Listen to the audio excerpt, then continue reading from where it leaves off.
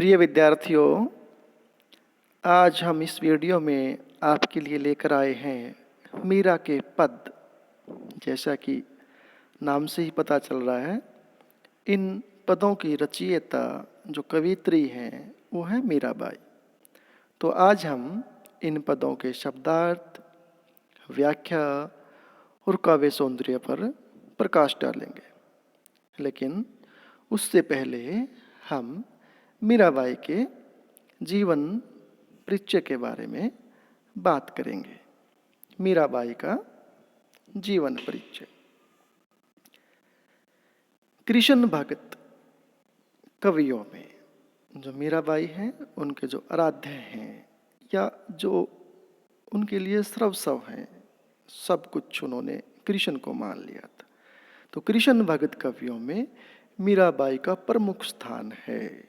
उनका जन्म 1498 ईस्वी में मारवाड़ रियासत, मारवाड़ जो राजस्थान में, मारवाड़ रियासत के कुड़की नामक गांव में हुआ। इनका विवाह 12 वर्ष की आयु में, क्योंकि उस समय बाल विवाह की प्रथाएं थी, तो छोटी आयु में ही शादी कर दी जाती थी। तो इनका विवाह 12 वर्ष की आयु में चित्तौड़ के राणा सांगा के पुत्र कुंवर भोजराज के साथ हुआ। शादी के 7-8 वर्ष बाद ही इनके पति का देहांत हो गया। इनके मन में बचपन से ही कृष्ण भक्ति की भावना जन्म ले चुकी थी, इसलिए वे कृष्ण को अपना आराध्य और पति मानती रही। इन्होंने देश में दूर दूर तक यात्राएं की। चित्तौड़ राजघराने में अनेक कष्ट उठाने के बाद ये वापस मेड़ता आ गई। यहाँ से उन्होंने कृष्ण की लीला भूमि वृंदावन की यात्रा की। कृष्ण की लीला भूमि वृंदावन, जहाँ कृष्ण लीलाएं करते थे गोपियों के साथ, जहाँ उन्होंने अपनी लीलाएं दिखाई। जीवन के अंतिम दिनों में वे द्वारिका चली गई। माना जाता है कि वहीं रणछोड़ दास जी की मंदिर की मूर्ति में वे समाहित हो गई। रणछोड़ दास जी भी भगवान श्री कृष्ण के लिए प्रयुक्त हुआ है। एक बार किसी युद्ध में भगवान रण छोड़ देते हैं, युद्ध भूमि छोड़ देते हैं, तो तब से उनका नाम रणछोड़ दास भी लिया जाता है। तो वहाँ रणछोड़ दास जी का जो मंदिर है, माना जाता है कि उसी मूर्ति में वह समाहित हो जाती है। इनका देहावसान 1546 ईस्वी में माना जाता है। रचनाएं। मीराबाई ने भगवान श्री कृष्ण के प्रेम में अनेक भावपूर्ण गेय पदों की रचना की है। गेय पद जिनका गायन किया जाए, जिन्हें गाया जा सके, जिसके संकलन विभिन्न नामों से प्रकाशित हुए हैं। नरसिंह जी को मायरा, राम गोविंद, राग सोरठ, गीत गोविंद की टीका मीराबाई की रचनाएं हैं। काव्यगत विशेषताओं की बात करें तो मीरा सगुण धारा की महत्वपूर्ण भगत कवित्री थी। 2 तरह की धाराएं हैं, एक निर्गुण धारा, एक सगुण। निर्गुण जो भगवान को निराकार मानता है, निर्गुण मानता है। जैसे संत कबीर की बात करें तो निर्गुण धारा के महत्वपूर्ण कवि थे। तो यहाँ मीरा सगुण धारा जो भगवान को साकार मानते हैं। कृष्ण की उपासिका होने के कारण इनकी कविता में सगुण भक्ति मुख्य रूप से मौजूद है, लेकिन निर्गुण भक्ति का प्रभाव भी मिलता है। संत कवि रैदास उनके गुरु माने जाते हैं। इन्होंने लोकलाज और कुल की मर्यादा के नाम पर लगाए गए सामाजिक और वैचारिक बंधनों का हमेशा विरोध किया। इन्होंने पर्दा प्रथा का पालन नहीं किया तथा मंदिर में सार्वजनिक रूप से नाचने गाने में कभी हिचक महसूस नहीं की। मीरा सत्संग को ज्ञान प्राप्ति का माध्यम मानती थी। सत्य संग, सत्य मीन्स सच्चा, सच्चाई, संग मैंने साथ। भाई जहाँ सच्चाई का साथ हो वहाँ तो ज्ञान अवश्य मिलेगा। तो मीरा सत्संग को ज्ञान प्राप्ति का माध्यम मानती थी और ज्ञान को मुक्ति का साधन। और ज्ञान क्या है? मुक्ति का साधन, मोक्ष का साधन है। निंदा से वे कभी विचलित नहीं हुई। वे उस युग के रूढ़िग्रस्त समाज में स्त्री पुरुष की आवाज बनकर उभरी। भाषा शैली की बात करें, मीरा की कविता में प्रेम की गंभीर अभिव्यंजना है। अर्थात मीरा की जो कविताएं हैं उसमें प्रेम की अभिव्यक्ति है और वो अभिव्यक्ति भी गंभीर है। उसमें विरह की वेदना है और मिलन का उल्लास भी है। इनकी कविता में सादगी व सरलता है। इन्होंने मुक्तक गे पदों की रचना की। मुक्तक गे पद जो गाए जाएं, मुक्तक जो किसी तरह के छंदों से न बंधे हों। उनके पद लोक व शास्त्रीय संगीत दोनों क्षेत्रों में आज भी लोकप्रिय हैं। इनकी भाषा मूलतः राजस्थानी है तथा कहीं कहीं ब्रिज भाषा का प्रभाव है। कृष्ण के प्रेम की दीवानी मीरा पर सूफियों के प्रभाव को भी देखा जा सकता है। सूफी एक मत कहें, एक संप्रदाय कहें, सूफी, उसके लिए सूफी आया। सूफी जो सूफी या ये कहें जो सूफी मत को मानते थे, सूफी संप्रदाय को मानते थे, उनके जो संत कहते होते थे उन्हें सूफी संत कहा जाता था। तो उनके प्रभाव, सूफियों का प्रभाव भी इनकी रचनाओं में देखा जा सकता है। अलंकारों का प्रयोग मीरा की रचनाओं में स्वाभाविक ढंग से हुआ है, जिनमें उपमा, रूपक, दृष्टांत आदि अलंकारों का विशिष्ट स्थान है। तो ये था मीराबाई के जीवन के बारे में संक्षिप्त सा परिचय। उसके बाद हम बात करते हैं मीरा के पद की। तो पहला पद देखें, मेरे तो गिरधर गोपाल दूसरों ने कोई, जाके सिर मोर मुकुट मेरो पति सोई, छाड़ी देई कुल की कानी कहा करी है कोई, संतन डिग बैठी बैठी लोक लाज खोई, अंसुवन जल सींची सींची प्रेम बेली बोई, अब तय बेली फैली गई आनंद फल होई, दूध की मथनिया बड़े प्रेम से विलोई, दधी मथी घृत काढ़ी लियो डारी दई छोई, भगत देखी राजी हुई जगत देखी रोई, दासी मीरा लाल गिरधर तारो अब मोही। देखिए जो पद है ये आज भी मंदिरों में गाया जाता है। ये इसमें संगीतात्मकता भी है और गेयात्मकता भी है। मेरे तो गिरधर गोपाल दूसरों ने कोई, जाके सिर मोर मुकुट मेरो पति सोई। शब्दार्थ देखें इसके, गिरधर पर्वत को धारण करने वाला यानी कृष्ण, गिर मैंने पर्वत, धर मैंने धारण करने वाला। भगवान श्री कृष्ण ने एक बार अब पूरे पर्वत को इंद्र के कोप से बचाने के लिए, इंद्र ने इतनी ज्यादा बारिश कर दी थी कि उस बारिश से बचाने के लिए श्री कृष्ण ने पूरे पर्वत को अपनी उंगली पर उठा लिया था।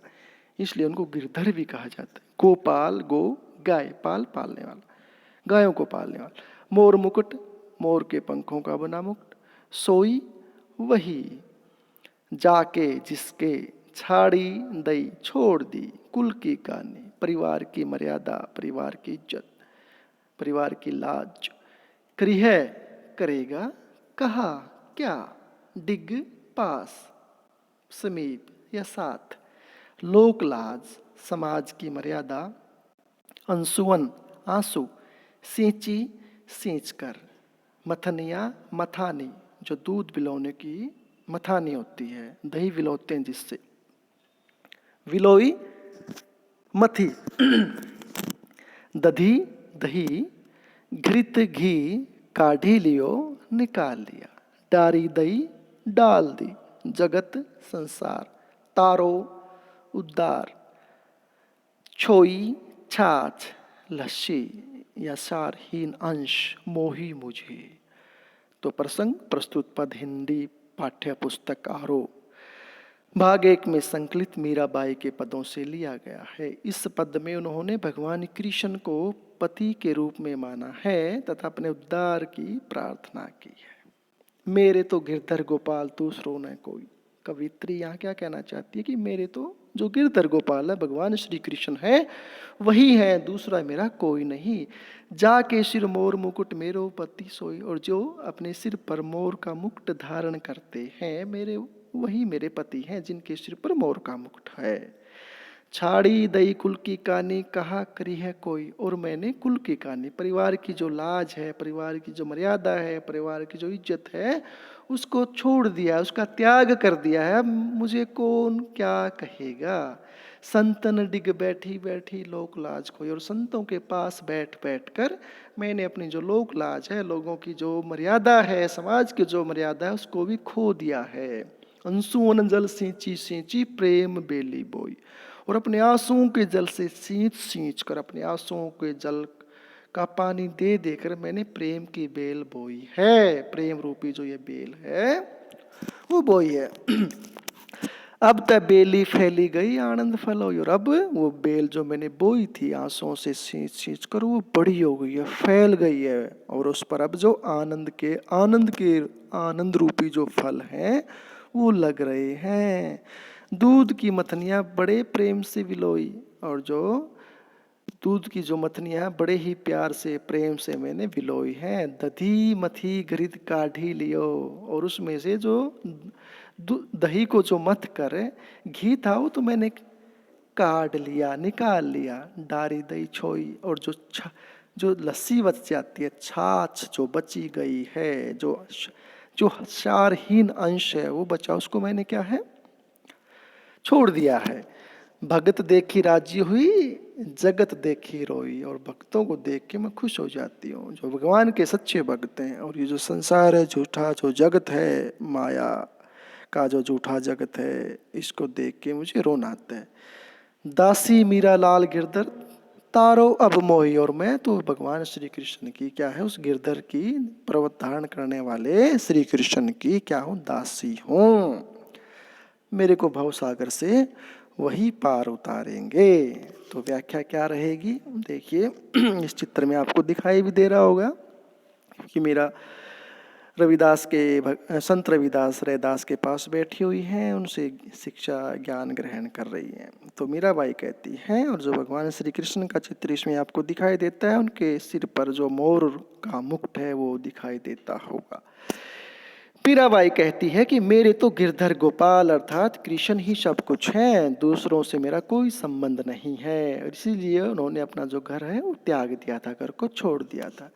जिसके सिर पर मोर का मुकुट है वही मेरा पति है। तो उन्होंने भगवान श्री कृष्ण को पति रूप में स्वीकार किया। उनके लिए मैंने परिवार की मर्यादा भी छोड़ दी है। अब मेरा कोई क्या कर सकता है, अर्थात मुझे किसी की परवाह नहीं है। मैं संतों के पास बैठकर ज्ञान प्राप्त करती हूँ और इस प्रकार लोक लाज भी खो दी है। क्योंकि उस समय एक स्त्री का पुरुषों के पास बैठना शोभा नहीं देता, ऐसा माना जाता था। भाई जो स्त्री पुरुषों के साथ बैठी है वो लोक लाज खो देती है। तो मैंने अपने आंसुओं के जल से सींच सींच कर प्रेम की बेल बोई है। अब यह बेल फैल गई है और इस पर आनंद रूपी फल लगने लगे हैं। वे कहती हैं कि मैंने कृष्ण के प्रेम रूप दूध को भक्ति रूपी मथाने में बड़े प्रेम से बिलोया है। दूध की मथनियां बड़े प्रेम से बिलोई। तो दूध यहाँ क्या है, किसका प्रतीक है, प्रेम रूपी दूध। और किसका, भगवान श्री कृष्ण का जो प्रेम रूपी दूध है उसको किससे बिलोया है, उसको किससे बिलोया है, प्रेम रूपी दूध को भक्ति रूपी मथानी से, मंधानी से जो दूध को बिलोती है। और मैंने दही से दधी मथी घृत काढ़े लियो। दही से सार तत्व अर्थात घी को निकाल लिया है और छाछ रूपी सारहीन अंश को छोड़ दिया। डारी दई छोई। वे प्रभु के भक्त को देखकर बहुत प्रसन्न होती हैं और संसार के लोगों को मोह माया में लिप्त देख कर रोती है। भी जो संसार है मोह के जाल में फंसा हुआ है, भ्रम जाल में फंसा हुआ है, वे स्वयं को गिरधर की दासी बताती हैं और अपने उद्धार के लिए प्रार्थना करती हैं कि मुझे भवसागर से पार उतारो, तारो अब मोही। काव्य सौंदर्य क्या रहेगा इसमें? मीरा कृष्ण प्रेम के लिए परिवार व समाज की परवाह नहीं करती। मीरा की कृष्ण के प्रति अनंता व समर्पण भाव व्यक्त हुआ है। अनुप्रास अलंकार की छटा है। बैठी बैठी सींची सींची में पुनरुक्ति प्रकाश अलंकार है। माधुर्य गुण है। राजस्थानी मिश्रित ब्रज भाषा का सुंदर रूप है। प्रेम बेली आनंद फल में रूपक अलंकार है। और पदों में क्या है? संगीतात्मकता वैज्ञता विद्यमान है। अगला पद देखिए। पग घुंघरू बांधी मीरा नाची, मैं तो मेरे नारायण सू आप ही हो गई साची। लोग कहे मीरा भई बावरी, न्यात कहे कुलनासी। विष का प्याला राणा भेजा, पीवत मीरा हासी। मीरा के प्रभु गिरधर नागर, सहज मिले अविनाशी। शब्दार्थ: पग पैर पांव, नारायण ईश्वर, आप ही स्वयं ही, साची सच्ची, भाई होना, बावरी पागल, न्यात परिवार के लोग, बिरादरी या कुटुंब, कुलनाशी कुल का नाश करने वाली, परिवार का नाश करने वाली, विष जहर, पीवत पीती हुई, हासी हंस दी, गिरधर पर्वत उठाने वाला, नागर चतुर, अविनाशी अमर। प्रसंग वही रहेगा। उस पद से संबंधित एक पंक्ति इसमें शामिल करेंगे कि इस पद में उन्होंने कृष्ण प्रेम की अनंता व सांसारिक तानों का वर्णन किया है। व्याख्या क्या रहेगी? पग घुंघरू बांधी मीरा नाची। जो मीरा है पाँव में घुंघरू बांधकर नाच रही। मैं तो मेरे नारायण सू आप ही हो गई साची। भाई मैं तो मेरे नारायण की हूं। यह बात अपने आप सच हो गई है कि मैं अपने कृष्ण की हूं, क्योंकि पैरों में घुंघरू बांधकर कृष्ण के समक्ष नाच रही हूं। लोग कहे मीरा भाई बावरी। लोग क्या कहते हैं कि मीरा अपने इस व्यवहार से, इस आचरण से पागल हो गई है। न्यात कहे कुलनासी, जो परिवार के लोग हैं, कुटुंब के लोग हैं, वो मुझे क्या कहते हैं? तो कुल का नाश करने वाली है, कुल को नष्ट करने वाली है। विष का प्याला राणा भेजा, और मीरा को मारने के लिए जो मीरा के देवर थे उन्होंने जहर का प्याला मीराबाई के पास भेज दिया था। और ऐसा माना जाता है कि मीराबाई ने उस जहर के प्याले को हंस हंस कर पी लिया था, लेकिन भगवान श्री कृष्ण के कारण उनका कुछ नहीं बिगड़ा। विष का प्याला राणा भेजा, पीवत मीरा हासी, और मीरा ने उसको हंसते हंसते पी लिया था। मीरा के प्रभु गिरधर नागर। मीरा कहती है कि उसके प्रभु तो गिरधर हैं, जो बहुत ही चतुर हैं। सहज मिले अविनाशी, मुझे सहज ही उनके जो दर्शन हैं प्राप्त हो गए हैं। तो यहाँ मीराबाई क्या कहती है? मीराबाई कहती है कि वह पैरों में घुंघरू बांधकर कृष्ण के समक्ष नाचने लगी है। जैसा आपको चित्र में दिखाई दे रहा है, देखो बिल्कुल भगवान श्री कृष्ण के सामने नाच रही हैं। इस कार्य से यह बात सच हो गई कि मैं अपने कृष्ण की हूँ, और उनके इस आचरण के कारण लोग उसे पागल कहते हैं। परिवार और बिरादरी वाले कहते कि वह कुल का नाश करने वाली है। न्यात कहे कुलनाशी। मीरा विवाहिता है, उसका यह कार्य कुल की मान मर्यादा के विरुद्ध है, और कृष्ण के प्रति उसके प्रेम के कारण राणा ने उसे मारने के लिए विष का प्याला भी भेजा। विष का प्याला राणा भेजा, पीवत मीरा हंसी, और उस प्याले को मीरा ने हंसते हंसते हुए पी लिया। मीरा के प्रभु गिरधर नागर, सहज मिले विनाशी। और मीरा कहती है कि उसका प्रभु गिरधर बहुत चतुर है, मुझे सहज ही उसके दर्शन सुलभ हो गए हैं। तो इन पदों में, इस पद में मीराबाई, जो संसार उन्हें ताने देता था भगवान की कृष्ण की भक्ति के कारण, उन तानों का वो यहाँ पे वर्णन करती है कि लोग मुझे पागल कहते हैं, कोई मुझे, मेरे परिवार के मुझे कुलनाशिनी कहते हैं, मुझे मारने के लिए विष का प्याला भी उन्होंने भेजा, लेकिन वह के भगवान श्री कृष्ण की सच्ची और अनन्य भक्त हैं। उन्होंने अपने आप को भगवान कृष्ण को पूरी तरह समर्पित कर दिया था, इसलिए उनका विष के प्याले से भी कुछ नहीं बिगड़ा। काव्य सौंदर्य देखिए, कृष्ण के प्रति मीरा का अटूट प्रेम व्यक्त हुआ है, जो न अटूट, जो कभी नहीं टूटे। मीरा पर हुए अत्याचारों का आभास होता भी मीरा पर यहाँ पे अत्याचार किए।